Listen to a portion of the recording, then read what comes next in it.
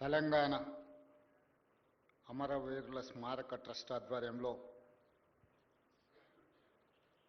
రావి నారాయణ రెడ్డి గారి జాతీయ పురస్కారం అవార్డు కార్యక్రమానికి అధ్యక్షత వహించిన పెద్దలు చాడా వెంకటరెడ్డి గారు, ఈనాటి అవార్డు గ్రహీత తెలంగాణ సమాజం వారిని ఒక స్ఫూర్తిగా,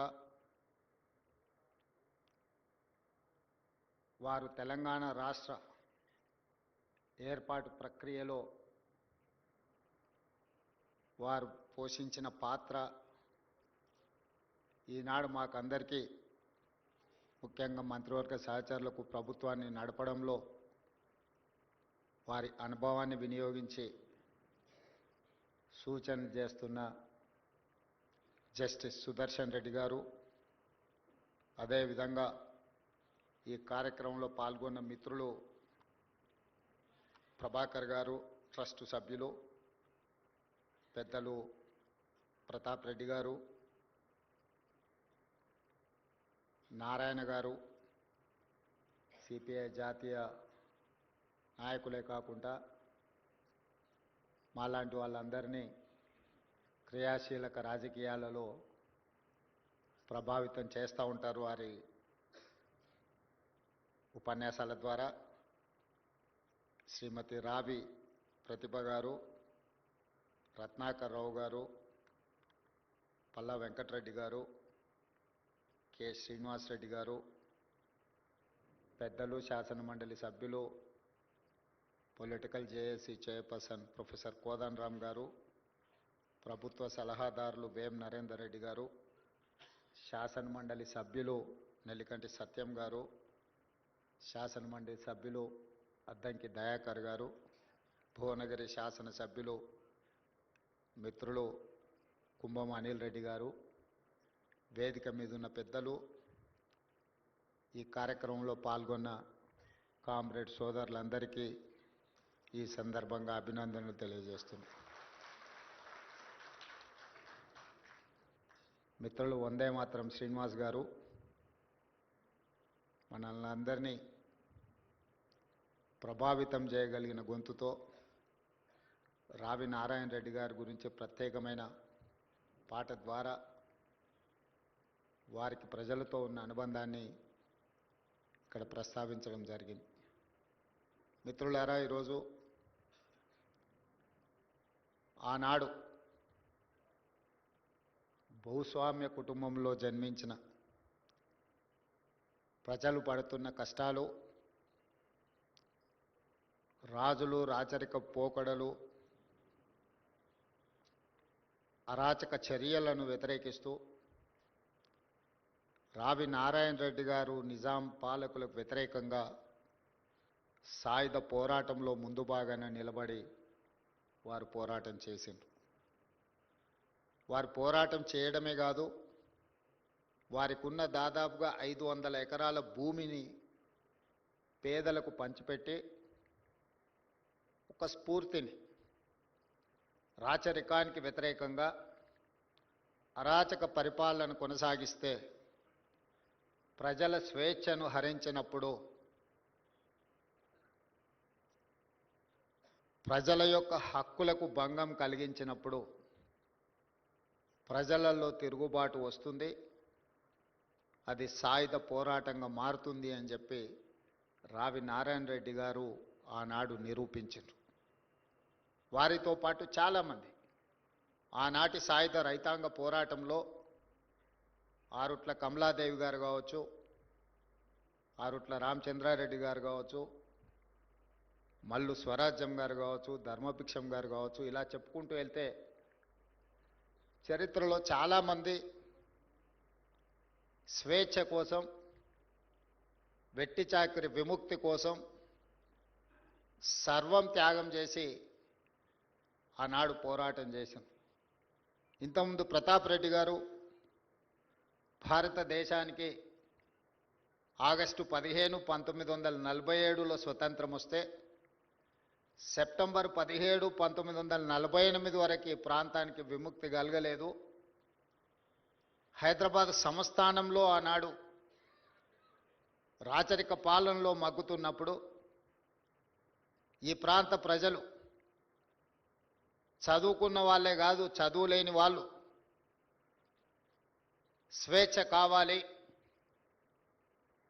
ఇక రాచరికం చేతిలో మేము నలిగిపోదలుచుకోలేదు, సర్వం ఒడ్డుతాం, మేము స్వేచ్ఛను సాధిస్తాం, ఈ వెట్టి చాకిరి విముక్తి నుంచి మేము బయటపడతాం, వెట్టి చాకిరి నుంచి అని చెప్పి ఆనాడు పోరాటం చేయడం జరిగింది. నాకు తెలిసినంత వరకు బండి యాదగిరి బండి వెనక బండి కట్టి 16 బళ్ళు కట్టి ఏ బండ్లో పోతావు కొడుకో నైజాం సర్కార్ ఓడాని ఏదైతే స్ఫూర్తిని జానపదాన్ని జనపదంలోకి తీసుకొచ్చిండో వారు కూడా నిరక్షరాస్యులే. అలాంటి నిరక్షరాస్యులను కూడా ప్రభావితం చేయగలిగిన గొప్ప నాయకుడు రావి నారాయణ రెడ్డి అని చెప్పి నేను చెప్పదలుచుకున్నాను. ప్రజలలో చైతన్యం, ప్రజలలో పోరాట స్ఫూర్తిని నింపినవాడే గొప్ప నాయకుడు అవుతాడు. గొప్ప నాయకులను ఎప్పుడు ప్రజలు గుర్తుపెట్టుకుంటారు, గుండెల్లో గుర్తు పెట్టుకొని గుండెల నిండా వారిని అభిమానిస్తారు. స్వతంత్రం వచ్చి భారత రాజ్యాంగాన్ని రచించుకొని మొట్టమొదటి పార్లమెంట్ ఎన్నికలు ఈ దేశంలో నిర్వహించినప్పుడు ఈ దేశంలోనే అత్యధిక మెజారిటీతోని గెలిచిన గొప్ప నాయకుడు రావి నారాయణ రెడ్డి మొట్టమొదటి ప్రధానమంత్రి పండిట్ జవహర్లాల్ నెహ్రూ గారి కంటే కూడా అత్యధిక మెజారిటీతోని పార్లమెంట్ సభ్యుడిగా ఎన్నిక అయ్యిండు అని అంటే ప్రజలకు వారి పట్ల ఉన్న నమ్మకం, విశ్వాసం, వారు ప్రజల కోసం చేసిన త్యాగానికి, పోరాటానికి గుర్తింపే భారతదేశ మొట్టమొదటి పార్లమెంట్ ఎన్నికల్లో వారికి అత్యధిక మెజారిటీ రావడం. నాకు తెలిసినంతవరకు పెద్దలు సుదర్శన్ రెడ్డి గారు సవరించాలి ఒకవేళ నేను చెప్పిన దాంట్లో ఏదైనా లోపం ఉంటే, మొట్టమొదటి పార్లమెంట్ సమావేశాలను పార్లమెంట్ భవనాన్ని ఆనాటి ప్రధానమంత్రిలో, రాష్ట్రపతిలో, ఇతర నాయకులు ప్రారంభించలేదు. భారతదేశంలో అత్యధిక మెజారిటీ వచ్చిన రావి నారాయణ రెడ్డి గారి చేతనే పార్లమెంటు భవనాన్ని ప్రారంభింపజేయడం ద్వారా మొట్టమొదటి ప్రధానమంత్రి పండిట్ జవహర్లాల్ నెహ్రూ గారు ప్రజా తీర్పును, ప్రజల యొక్క ఆలోచనను ప్రతిబింబించినరు. అంత గొప్ప అవకాశం రావి నారాయణ రెడ్డి గారికి, తెలంగాణ సమాజానికి దక్కింది. అది రావి నారాయణ రెడ్డి గారికి దక్కిన గౌరవం కాదు, ఈ తెలంగాణ సమాజానికే దక్కిన అరుదైన గౌరవం అని చెప్పి నేను ఈ సందర్భంగా తెలియజేయదలుచుకున్నాను. పార్లమెంట్ సభ్యుడిగా, శాసనసభ్యుడిగా, శాసనసభలో ప్రతిపక్ష నాయకుడిగా ఆనాటి రాచరికం మీద పోరాటం చేసిన అనుభవంతో, సాయుధ రైతాంగ పోరాటంలో భూమి కోసం, భుక్తి కోసం, విముక్తి కోసం చేసిన పోరాటం యొక్క ఫలితాలను పేదలకు అందించాలని ప్రజాస్వామిక విధానంలో, చట్టసభలలో, అది పార్లమెంట్లో, శాసనసభలో ప్రజల పక్షాన నిలబడి రావి నారాయణ రెడ్డి గారు చేయవలసిన ప్రయత్నం అంతా చేసిండ్రు. నాకున్న సమాచారం మేరకు వారికి 60 సంవత్సరాల వయసు వచ్చినప్పుడు ఇక ప్రత్యక్ష ఎన్నికలలో నేను పోటీ చెయ్యను అని చెప్పి వారే స్వయంగా ఎన్నికలకు దూరం జరిగి పార్టీ బాధ్యతల నుంచి తప్పుకొని సామాన్య కార్యకర్తగా ప్రజలకు స్ఫూర్తినిచ్చి పార్టీని నడిపించడానికి అన్ని పదవులను త్యాగం చేసిన గొప్ప నాయకుడు రావి నారాయణ రెడ్డి గారు. ఈ కాలంలో మనం చూస్తున్నాం, ప్రజలు ఓడించినా కూడా పదవిని వదులుకోవడానికి ఇష్టపడడం లేదు.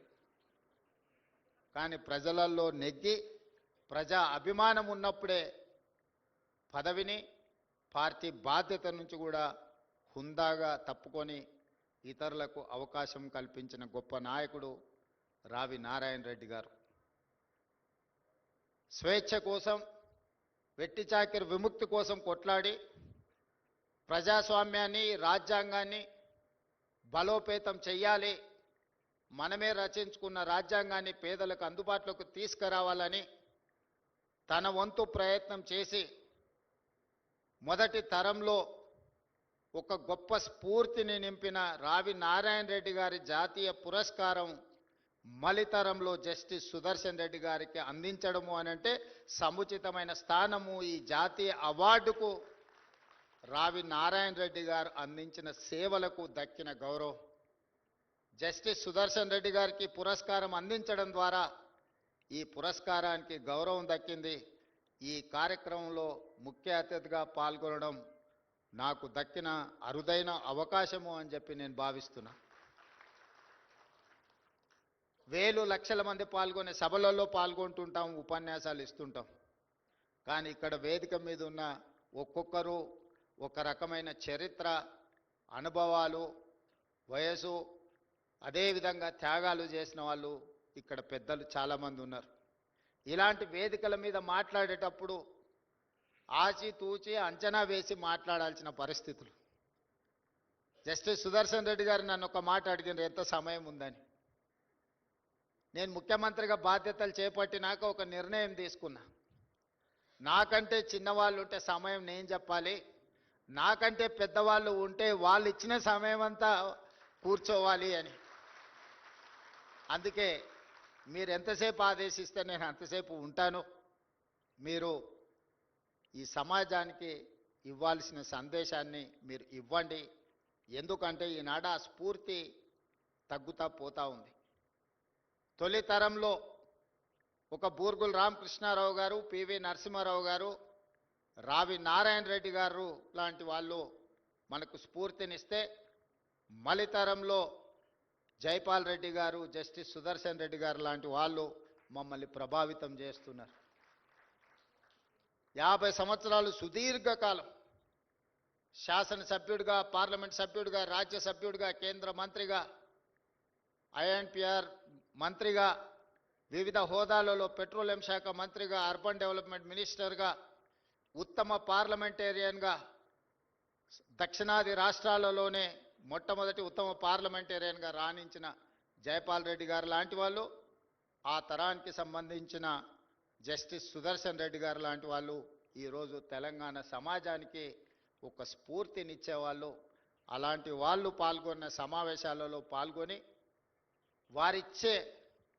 వారు చెప్పే వారి అనుభవాలను వినడం ద్వారా పరిపాలనలో నిర్ణయాలు తీసుకునే సందర్భంలో అవి మాకు ఉపయోగపడతా ఉంటాయి.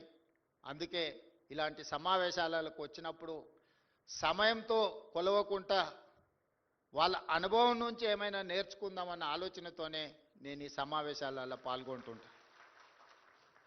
జైపాల్ రెడ్డి గారి గురించి కూడా ఒక మాట చెప్పాలి. నాకు వారికి పెద్దగా రాజకీయంగా అంత పెద్ద సత్సంబంధాలు ఏమి ఉండేది కాదు. 2014లో వారు పార్లమెంట్ సభ్యుడిగా 2000 ఓట్లతో ఓడడానికి నేనే కారణం. కానీ ఏ రోజు కూడా వారు నన్ను ఎప్పుడు ద్వేషించలే. 2019లో వారిని పార్లమెంట్ సభ్యుడిగా నిలబడమని నేనే స్వయంగా వెళ్ళి వారితో కూర్చున్నా. ఈసారి ఎట్లయినా మీరు ఎన్నికల్లో నించోండి, మీ గెలుపు కోసం ప్రయత్నం చేస్తాం. 2014లో జరిగిన తప్పిదాన్ని 19లో సరిదిద్దాలనుకుంటున్నాం. మీరు పార్లమెంట్ సభ్యుడిగా పోటీ చేయండి. మోడీ గారు లాంటి ఫ్యాసిస్టులు ఈరోజు పరిపాలన సాగిస్తుంటే మీలాంటి వాళ్ళు చట్టసభలలో ఉండాల్సిన అవసరం ఉన్నది. నిబద్ధత కలిగిన, ప్రశ్నించగలిగిన శక్తి సామర్థ్యాలు ఉన్న మీలాంటి వాళ్ళు ఎన్నికల్లో పోటీ చేయాలని వారిని నేను స్వయంగా కలిసి మాట్లాడిన. కానీ వారు అన్నారు, తరం మారింది, ఇక మేము ప్రత్యక్ష ఎన్నికల్లో పోటీ చేయడం సమంజసం కాదు, నేను ఎన్నికల్లో పోటీ చేయను, మీరు ఎన్నికలను పోటీ చేయండి, మీకు అవసరమైన మా అనుభవాన్ని మీకు అందిస్తామని 2019 ఎన్నికల సందర్భంగా జైపాల్ రెడ్డి గారు అనడం జరిగింది.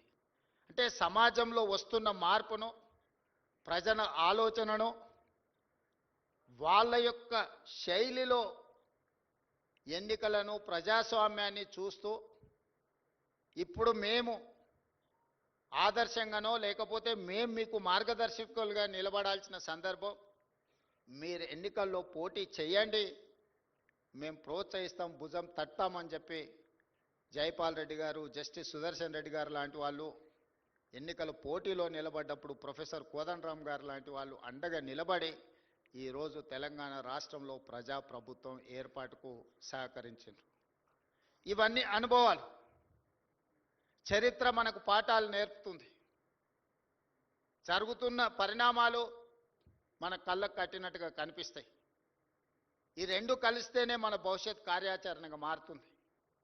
అందుకే ఈనాడు ఒక రావి నారాయణ రెడ్డి గారి యొక్క గొప్పతనము, ఈనాడు అవార్డు గ్రహీత జస్టిస్ సుదర్శన్ రెడ్డి గారి గురించి రెండు విషయాలు ప్రస్తావించాల్సిన అవసరం ఉన్నది. మొన్న ఉపరాష్ట్రపతి ఎన్నికల సందర్భంగా కాంగ్రెస్ పార్టీ అధ్యక్షులు మల్లికార్జున్ ఖర్గే గారు, రాహుల్ గాంధీ గారు నాకు ఉదయమే ఫోన్ చేసింది, మాట్లాడేది ఉంది అని. ఏదైనా పార్టీ వ్యవహారాలు అనుకున్నాం. ఉపరాష్ట్రపతి ఎన్నికలు వచ్చినాయి.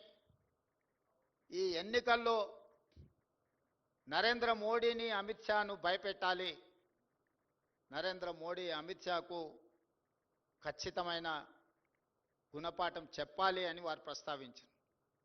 వారు నాతో ఎందుకు ప్రస్తావిస్తున్నారో నాకు మొదట్లో అర్థం కాలేదు. పార్టీ అధ్యక్షుడిగా, పార్లమెంట్లో ప్రతిపక్ష నాయకుడిగా రాహుల్ గాంధీ గారు, మా నాయకులు మీ ఆదేశాలను తూచా తప్పకుండా పాటిస్తాం, కార్యాచరణను మీరు చెప్పండి అని. అయితే జస్టిస్ సుదర్శన్ రెడ్డి గారిని ఉపరాష్ట్రపతి అభ్యర్థిగా మేము నిర్ణయం తీసుకున్నాం, నువ్వు వెళ్ళి వారితో ప్రత్యక్షంగా మాట్లాడి వారికి సమాచారాన్ని అందించండి అని వారు చెప్పడం జరిగింది. వారేం ప్రజాదరణ ఉన్న పబ్లిక్ లీడర్ ఏం కాదు కదా, లేదా వేదికల మీద మాలాక కొంచెం పరుషమైన పదజాలంతో ఉపన్యాసాలు ఇచ్చే నాయకుడు కూడా కాదు కదా. వారు ఏ రకంగా మోడీని, అమిత్ షా గారిని భయపెట్టగలరు అని చెప్పి నేను రాహుల్ గాంధీ గారిని అడిగిన. వారి నిబద్ధత నరేంద్ర మోడీని, అమిత్ షాను భయపెడుతుంది. వారి నిబద్ధతను చూసి వారు హైకోర్టు జడ్జిగా, హైకోర్టు చీఫ్ జస్టిస్గా, సుప్రీంకోర్టు జడ్జిగా, లోకాయుక్త చైర్పర్సన్గా వివిధ హోదాలలో ఆనాడు రావి నారాయణ రెడ్డి గారు ప్రజాక్షేత్రంలో ప్రజల కోసం కొట్లాడితే న్యాయ కోవిదుడుగా వారి హోదాల ద్వారా ప్రజలకు ప్రజాస్వామ్యాన్ని కాపాడడానికి సల్వాజుడం లాంటి తీర్పులను ప్రజా పరిరక్షణలో, ప్రజాస్వామ్య పరిరక్షణలో వారికి విలక్షణమైన పాత్ర ఉంది. వారిని ఎన్నికల బరిలో మనం దించాలి, మీరు వెళ్ళి వారిని కలిసి మాట్లాడండి అని చెప్పి నాకు సూచన చేసింది. నేను వెళ్ళి జస్టిస్ సుదర్శన్ రెడ్డి గారితో కలిసిన. ఇప్పుడు ఈ సందర్భంలో నాకు ఎన్నికల్లో పోటీ అవసరమా అని వారు ఒక ప్రశ్న లేవనెత్తింది. అప్పుడు నేను వారికి మల్లికార్జున్ ఖర్గే గారు, రాహుల్ గాంధీ గారు నాతో అన్న విషయాన్ని ప్రస్తావించినప్పుడు, అయితే నేను సిద్ధం, ఎన్నికల్లో పోటీ చేస్తా, ఈ ప్రజాస్వామ్యాన్ని బలపరచాలి, ప్రజలకు ప్రజాస్వామ్యాన్ని స్ఫూర్తిని అందించాలి అని అంటే ఏక వ్యక్తి, ఏక పార్టీ ఈ విధానాలను మనం వ్యతిరేకించాల్సిన అవసరం ఉన్నది. మనం ఖచ్చితంగా ఈ ఎన్నికల్లో నిలబడదామని చెప్పి వారు నిర్ణయం తీసుకొని ముందుకు వచ్చిండ్రు. అదే విషయాన్ని నేను శ్రీమతి సోనియా గాంధీ గారికి, మల్లికార్జున్ ఖర్గే గారికి తెలియజేయడం జరిగింది. వారి అభ్యర్థిత్వం ప్రకటించిన తర్వాత ఇండియా కూటమిలో ఉన్న వాళ్ళే కాదు, లేని వాళ్ళు కూడా ముందుకొచ్చి కాంగ్రెస్ పార్టీ సరైన అభ్యర్థి ప్రతిపాదనతో ముందుకొచ్చింది, మేమందరం జస్టిస్ సుదర్శన్ రెడ్డి గారికి అండగా నిలబడతామని కేజ్రీవాల్తో సహా చాలా రాజకీయ పార్టీలు ముందుకొచ్చి జస్టిస్ సుదర్శన్ రెడ్డి గారి నామినేషన్ కార్యక్రమంలో పాల్గొన్నారు. నామినేషన్ కార్యక్రమంలో సోనియా గాంధీ గారు, రాహుల్ గాంధీ గారు, ప్రియాంక గాంధీ గారు మొత్తం కుటుంబం అంతా వారి పక్కన నిలబడి వారి నామినేషన్ పత్రాలు దాఖలు చేయించిండ్రు అని అంటే వారికి ఉన్న నిబద్ధత, నరేంద్ర మోడీ గారికి ఉన్న భయాన్ని ఆ నామినేషన్ కార్యక్రమాన్ని ఒకసారి పరిశీలిస్తే ఎవరికైనా అర్థమవుతుంది. వారు మన తెలంగాణ బిడ్డ, మన మధ్యలో ఉండడం, ఈనాడు రావి నారాయణ రెడ్డి గారి జాతీయ పురస్కారం వారికి ఇవ్వడం అని అంటే సముచితమైన వ్యక్తి సరైన సందర్భంలో ఈ పురస్కారాన్ని అందించినట్టుగా నేను భావిస్తున్న నిర్వాహకులకు అందరికీ కూడా మనస్ఫూర్తిగా నేను అభినందనలు తెలియజేస్తున్నాను. సరైన సమయంలో సరైన నిర్ణయం మీరు తీసుకున్నందుకు మనస్ఫూర్తిగా అభినందిస్తున్నాను. అదేవిధంగా నిన్న మన రాష్ట్రంలో నేను లేను కానీ జరుగుతున్న పరిణామాలను నిశ్చితంగా గమనిస్తూనే ఉన్నాను. ఎక్కడున్నా ఓ కన్నీటి వేస్తూనే ఉంటాం. అక్కడ చదువుకోవడానికి వెళ్ళినప్పుడు నారాయణ గారు అడుగుతున్నారు ఎంతసేపు ఉంటాయి క్లాసులని. ఉదయం 7 నుంచి సాయంత్రం 7 వరకు క్లాసులు జరుగుతూనే ఉంటాయి. అన్ని క్లాసులు అటెండ్ అవుతూనే ఉన్నా. ఎందుకనంటే మనం తెలుసుకోవాలని కావాలని హార్వర్డ్కి వెళ్ళి జాయిన్ అయినాం కాబట్టి క్లాసులలో క్రమశిక్షణ కలిగిన విద్యార్థిగా నేర్చుకోగలిగినంత నేర్చుకోవాలనేదే నా ఆలోచన. అయితే రాష్ట్రంలో జరుగుతున్న పరిణామాలు ఒక వింత వాతావరణానికి దారితీస్తున్నాయి. రావి నారాయణ రెడ్డి గారిని చూసిన తర్వాత, వారి కుటుంబాన్ని వారి మన్మరాల్ని ఈ మధ్యకాలంలో కలిసిన తర్వాత, వారు చేసిన పోరాటం, వారు చేసిన త్యాగం, వారు నిర్వహించిన బాధ్యతలను చూసిన తర్వాత, మరి ఇన్ని హోదాలు ఇన్ని బాధ్యతలు చేస్తే వేల కోట్ల రూపాయల ఆస్తులు ఉండాలి కదా, అంతస్తులు ఉండాలి కదా, 7 అంతస్తుల మేడలు ఉండాలి కదా అని నాకు అనిపించింది. ఎందుకంటే ఈ మధ్యకాలంలో కొంతమంది తెలంగాణ జాతిపితాని వాళ్ళకు వాళ్ళే టైటిల్స్ ఇచ్చేసుకుంటారు. ఉద్యమకారుడు అనే పదాలు వాళ్ళే రాసేసుకుంటారు. చేసిన తప్పులకు పోలీసులు నోటీసులు ఇస్తే తెలంగాణ జాతిపితకు నోటీసు ఇవ్వడం అంటే మొత్తం తెలంగాణ సమాజానికే నోటీసు ఇచ్చినట్టు అంటారు. ఒక ఉద్యమకారుడిని ఈ రకంగా మీరు అవమానిస్తారా అంటారు. నిజంగానే తెలంగాణ జాతిపితనే అయితే ఆనాటి జాతిపిత దేనికే ఆదర్శంగా నిలబడ్డాడు? ఏదైనా పదవి తీసుకున్నాడా? పోని కుటుంబం కోసం ఏదైనా అడిగిండా? 30 సంవత్సరాలు బ్రిటిషర్స్ మీద కొట్లాడితే కట్టె ఎత్తడానికి కూడా ధైర్యం చాలలే. కానీ స్వతంత్రం వచ్చిన మొదటి సంవత్సరంలోనే కొంతమంది దుర్మార్గుల తుపాకీ తూటాలకు నేల కొరిగిన ఆనాటి జాతిపిత. మరి ఈనాడు జాతిపితగా చెప్పుకునే వాళ్ళు, ఉద్యమకారులు అని చెప్పుకునే వాళ్ళు, రాజకీయ పార్టీలు ఒక పరిస్థితిలో వైఫల్యం చెందినాయి అనుకున్నప్పుడు అన్ని రాజకీయ పార్టీలు కలిసి ఒక పొలిటికల్ జేఏసీ పెట్టుకొని ఆ జేఏసీకి చైర్మన్గా ప్రొఫెసర్ కోదండరామ్ గారిని పిల్లలకు పాఠాలు చెప్పుకునే పంతులను మనం ముందులో పెట్టుకొని తెలంగాణ రాష్ట్రాన్ని సాధించినాం. వారు ఉద్యమకారుడు కాదా? ఉద్యమాన్ని నడపలేదా? రాజకీయ పార్టీలను అన్నిటిని ఒక తాటి మీదకి తీసుకురాలేదా? కుల సంఘాలను, మత సంఘాలను, చివరికి బిచ్చగాళ్ళ సంఘాన్ని కూడా ఏకం చేయగలిగిన శక్తి, రిక్షా దొక్కుకునే సంఘాలను కూడా ఏకం చేయగలిగిన శక్తి ప్రొఫెసర్ కోదండరామ్ గారు ఆ రోజు బాధ్యత నిర్వహించలేదా?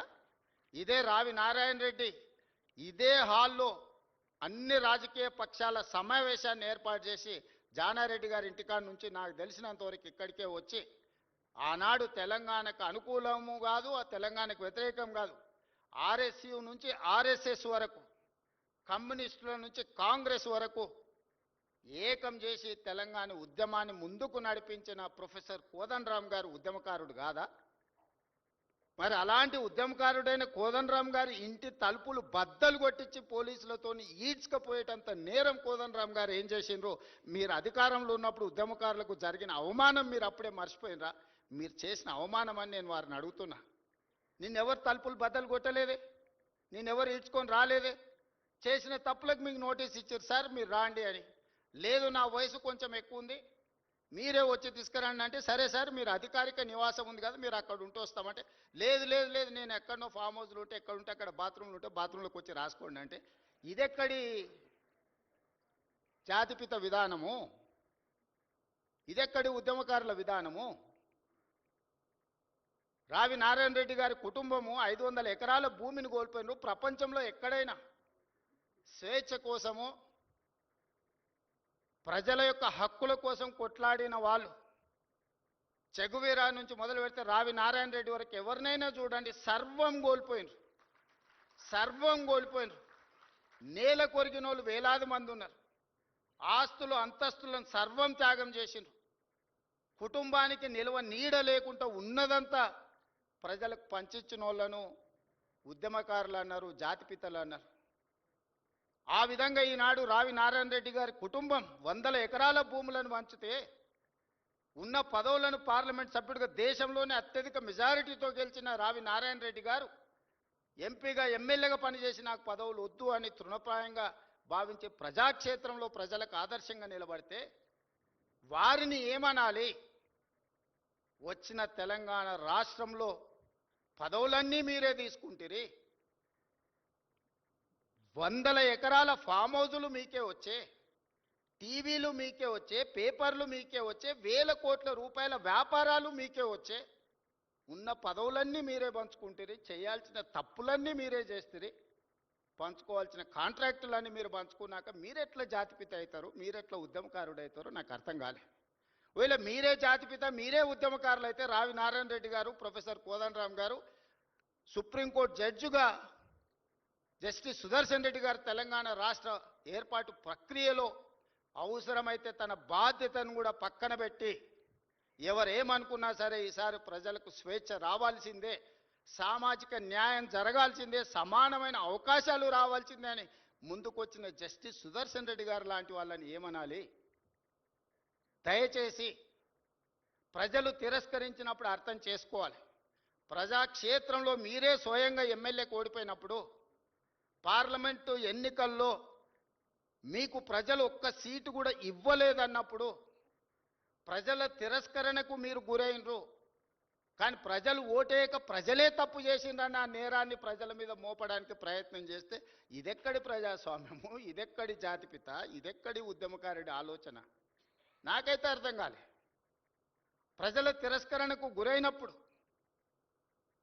ప్రజాస్వామిక విలువలను గౌరవించే వాళ్ళు ఎవరైనా ఉంటే నేను చేయగలిగిన ప్రయత్నం చేసినా ఇప్పుడు ప్రజలు తిరస్కరించారు కాబట్టి హుందాగా ప్రజాక్షేత్రంలో నుంచి నేను తప్పుకుంటున్నా అని ముందుకొచ్చి ప్రకటిస్తే కొంతైనా మీ గౌరవం నిలబడుతుంది. ప్రజాస్వామ్యంలో ప్రజాస్వామ్యానికి స్వేచ్ఛ ఉన్నది, క్రిమినల్ కాన్స్పిరసీకి స్వేచ్ఛ లేవు. డెమోక్రటిక్ ప్రాసెస్లో ప్రజాస్వామిక విలువలు ప్రజలు లేదా ప్రజాప్రతినిధులు స్వేచ్ఛగా ప్రజాస్వామ్య పరిమితికి లోబడి వారి అభిప్రాయాలను వ్యక్తపరచడానికి మాత్రమే స్వేచ్ఛ ఉంది తప్ప నేరాలు చేస్తాం, ఆ నేరాలను మీరు అడగొద్దు, మీరు విచారించొద్దు అనే స్వేచ్ఛ, క్రిమినల్ ఫ్రీడమ్ లేదు అని నేను భావిస్తున్నా. ఈ రెండింటికున్న చిన్న తేడాను తెలంగాణ సమాజం గమనించాలి. అధికారం ఉన్నప్పుడు దాన్ని దుర్వినియోగాన్ని చేసి అధికారాన్ని పదిలం చేసుకోవాలన్న ఆలోచనతోని వేల కోట్ల రూపాయలు, వందల ఎకరాల భూములు అన్ని రకాలుగా సంపాదించుకొని అక్రమ మార్గాలను ఎంచుకున్నప్పుడు విచారణ తప్పదు. ప్రజాస్వామ్యబద్ధంగా డాక్టర్ బాబాసాహెబ్ అంబేద్కర్ గారు ఇచ్చిన రాజ్యాంగమే అది. ఒకసారి హోదాకు వస్తే ఏ నేరాలు చేసినా ఆ నేరాలను విచారించకూడదని ఎక్కడా లేదు. సిబు సోరెన్ గారు ఎంత కొట్లాడిండ్రు? సిబు సోరెన్ లేకపోతే ఆ రాష్ట్రం వస్తుండేనా? వారు విచారణను ఎదుర్కోలేదా? లేదా అధికారంలో ఉన్నప్పుడు పాల్పడిన కొన్ని తప్పిదాలకు లాలూ ప్రసాద్ గారు, జయలలిత గారు, లేకపోతే యడ్యూరప్ప కర్ణాటక ముఖ్యమంత్రి గారు పెద్ద పెద్ద రాష్ట్రాలకే ముఖ్యమంత్రులుగా బాధ్యతలు నిర్వహించారు కదా, వాళ్ళు విచారణను ఎదుర్కోలేదా? సెషన్ కోర్టుకు వెళ్ళి చేతులు కట్టుకొని మేజిస్ట్రేట్ గారి ముందలా నిలబడలేదా? మనం ఎవరం అతీతులం కాదే, దైవాంశ సంభూతులం కాదే. మధ్య యుగాలలో చక్రవర్తులు అనుకునే వాళ్ళంట నేనే రాజ్యం, రాజ్యమే నేను అని. మధ్య యుగాల చక్రవర్తుల యొక్క ఆలోచనలను పక్కన పెట్టండి. ప్రజాస్వామిక దేశంలో ఉన్నాం. మధ్య యుగాల చక్రవర్తులు రాజుకు బాధ వస్తే రాజ్యానికి బాధ వచ్చినట్టు, రాజుకు సంతోషం కలిగితే రాజ్యమంతా సంతోషంగా ఉన్నట్టు మధ్య యుగాలలో చక్రవర్తులు అనుకునేవాళ్ళు. మధ్య యుగాల చక్రవర్తులు ఈనాడు కాలం చెల్లింది. ఈరోజు ప్రజాస్వామిక బద్ధంగా జరిగే విచారణలు ఎవరైనా ఎదుర్కోవాల్సిందే. ఆనాడు మీరు చేసిన తప్పిదాలు కోదండరామ్ గారి తలుపులు బద్దలు కొట్టినప్పుడు ఒక్కసారైన ఉద్యమకారుడిని తెలంగాణ రాష్ట్ర సాధనలో అందరినీ ఏకం చేసి నడిపించిన వాళ్లకు ఈ రాష్ట్రంలో ఇంత అవమానం జరగకూడదు వచ్చిన రాష్ట్రంలో అని ఒక్కసారైనా ఆలోచన చేసిండ్రా? వారు ఉన్నప్పుడు చట్టసభలలో రానిచ్చే అవకాశం కూడా ఇవ్వలే. ప్రజా పరిపాలన ఏర్పడ్డ తర్వాత వారిని శాసనమండలి సభ్యులుగా పెద్దల సభలో ఉండాలని పంపిస్తే సుప్రీంకోర్టు వరకు కేసేసి కొట్టేయించిన చరిత్ర మీది. అంత నేరం కోదండరామ్ గారు ఏం చేసిండ్రని నేను అడుగుతున్నా. నువ్వు ఇవ్వకపోతే ఇవ్వకపోయినా నీకు నచ్చలేదు, నువ్వు ఇవ్వలేదు, నచ్చితే నజరానా, నచ్చకపోతే జుర్మానా, నీ విధానం సరే మంచిది, నీ విధానానికి ప్రజలు కూడా ఓ తీర్పు ఇచ్చారు. అరే పెద్ద మనిషి పెద్దల సభలో ఉండాలి, మాలాంటి యువకులకు వారు ప్రజల నుంచి నిత్యం ప్రజల మధ్యలో ఉంటారు, ప్రజల నుంచి సమస్యలు తెలుసుకుంటారు, వాటిని చట్టసభలలో ప్రస్తావిస్తే ఆ సమస్యలు పరిష్కరించవచ్చని ఒక మంచి ఆలోచనతోని వారిని పెద్దల సభకు తీసుకొస్తే, ఆ తీసుకొచ్చిన పెద్దల సభలోకి తెచ్చిన అంశాన్ని కూడా సుప్రీంకోర్టు వరకు కేసులేసి కొట్లాడి కొట్టేయించాల్సినంత తప్పిదం ప్రొఫెసర్ కోదండరామ్ గారు ఏం చేసిందని నేను ఈ వేదిక మీద నుంచి అడుగుతున్నా. ఇలాంటి విషయాలు ఎన్నో మన సమాజంలో ఉన్నాయి.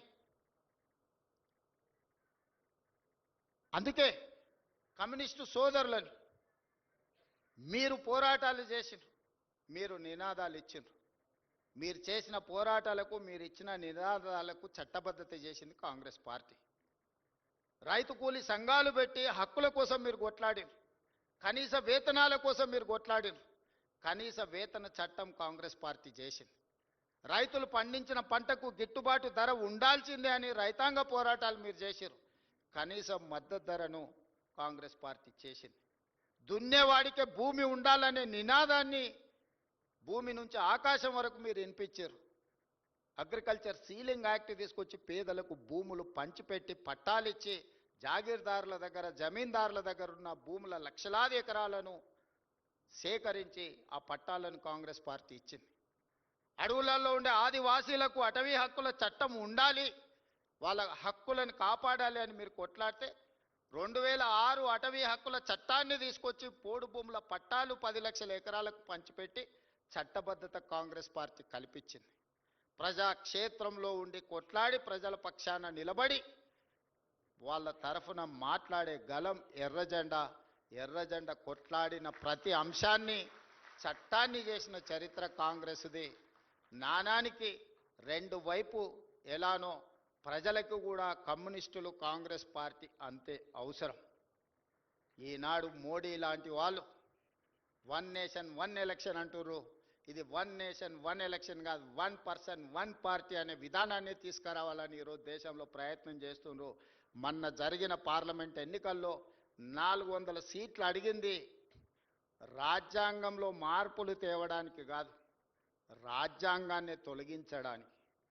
రాజ్యాంగంలో మార్పులు తేవడానికి సింపుల్ మెజారిటీ చాలు. 123 సార్లు ప్రజల అవసరాల కోసం మనం రాజ్యాంగాన్ని సవరించుకున్నాం. జస్టిస్ సుదర్శన్ రెడ్డి గారు చాలా రాజ్యాంగ సవరణల గురించి వారు ప్రస్తావించారు.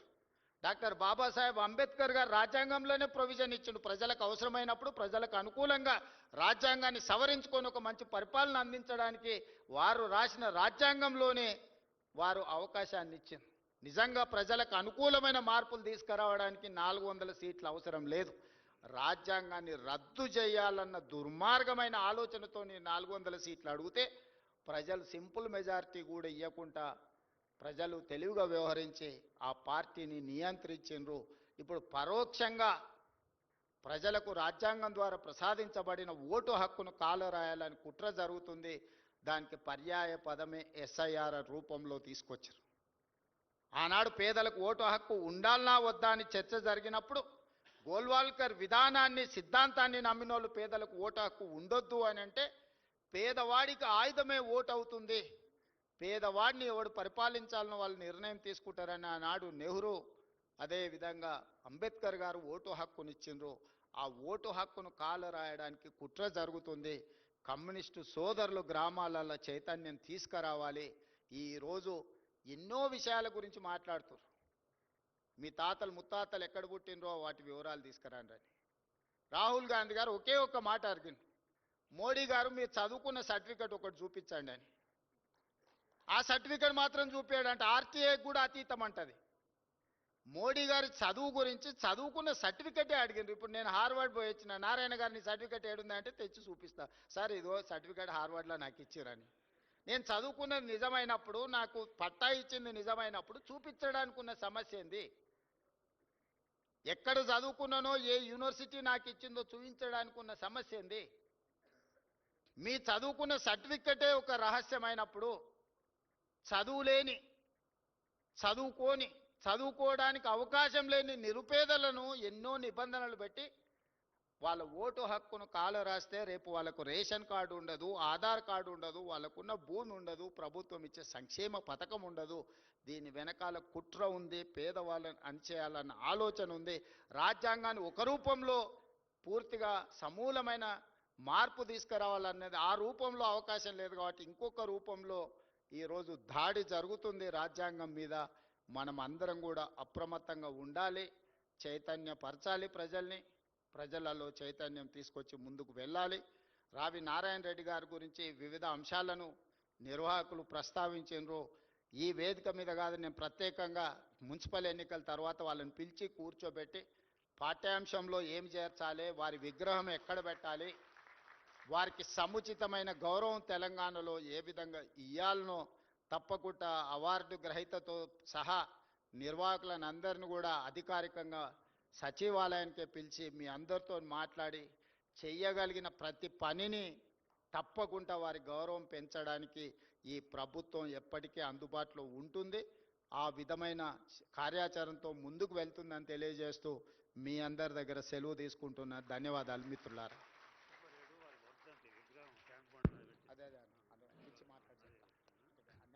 గౌరవ ముఖ్యమంత్రి గారు కూడా చెప్తారు, అన్ని అందరిని పిలిచి కూర్చోబెట్టి మాట్లాడి నేను క్యాబినెట్ మినిస్టర్స్ని కూడా పిలిచి మాట్లాడేసి రావి నారాయణ రెడ్డి గారికి తెలంగాణ సమాజంలో సముచితమైన గౌరవం ఇచ్చే బాధ్యత ఈ ప్రభుత్వాన్ని.